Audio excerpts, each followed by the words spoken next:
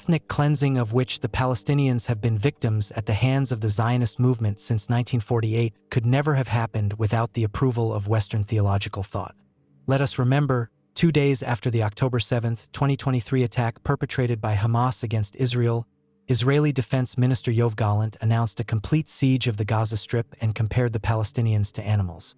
To understand this inhumane violence, one must look to the biblical texts of the Old Testament, where one can find various passages of annihilation.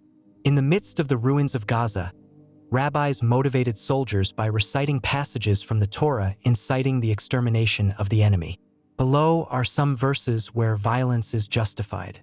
Isaiah 13 verse 16. Their children will be crushed before their eyes, their houses will be looted, and their women raped. 1 Samuel 15 verse 3. Now go, attack the Amalekites and utterly destroy all that belongs to them. Do not spare them.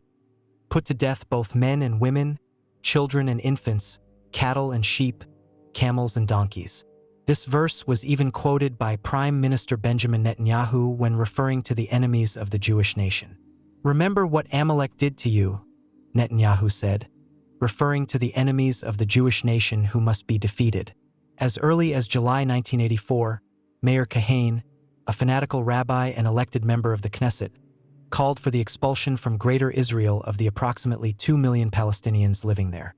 The fate awaiting the Palestinians in the occupied territories is even simpler: packing their suitcases.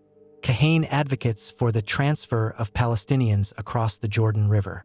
Either we expel them, or we wait for them to expel us. 40 years later, we find the same rhetoric emanating from the President of the United States, Donald Trump, suggesting that the inhabitants of Gaza evacuate the enclave to be then occupied by the Zionists.